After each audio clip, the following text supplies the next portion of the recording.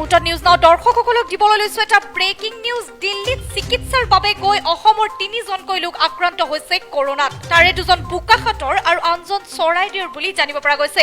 ইতিমধ্যে দিল্লীত চিকিৎসাৰ বাবে গৈ কোভিড-19ৰ পজিটিভ চিনাক্ত হৈছে বোকাখাতৰ মহমাইকী গাঁৱৰ অজিত শইকীয়াৰ পত্নী বন্তি শইকীয়াৰ কেঞ্চাৰ চিকিৎসাৰ বাবে দিল্লীত থকা অৱস্থাতেই আক্ৰান্ত হৈছে কোভিড-19ত। লকডাউনৰ পূৰ্বে পত্নীৰ সৈতে চিকিৎসাৰ বাবে গৈছে দিল্লীলৈ আৰু বৰ্তমান দুয়ো ৰাজীৱ গান্ধী সুপাৰ স্পেচিয়েলিটি হস্পিটালৰ আইচলেশ্যন ৱাৰ্ডত চিকিৎসাধীন। আনফালে লগত যোৱা কংকন জ্যোতি বৰা নামৰ যুৱকজনৰো কোভিড-19ৰ পৰীক্ষা কৰাই থকা হৈছে, কিন্তু বৰ্তমানলৈকে পৰীক্ষাৰ ফলাফল আহি পৰা নাই। ইফালে চৰাইদেউতো পুষ্প বৰুৱা নামৰ এজন লোক আক্ৰান্ত হৈছে কৰোনাত। চিকিৎসাৰ বাবে গৈ কৰোনাত আক্ৰান্ত হৈছে পুষ্প বৰুৱা নামৰ লোকজন। আমি দৰ্শকসকলক পুনৰবাৰ জনাইছো, দিল্লীত চিকিৎসাৰ বাবে গৈ অসমৰ ৩জনকৈ লোক আক্ৰান্ত হৈছে কৰোনাত। তাৰে 2জন বোকাখাতৰ আৰু আনজন চৰাইদেউৰ বুলি জানিব পৰা গৈছে।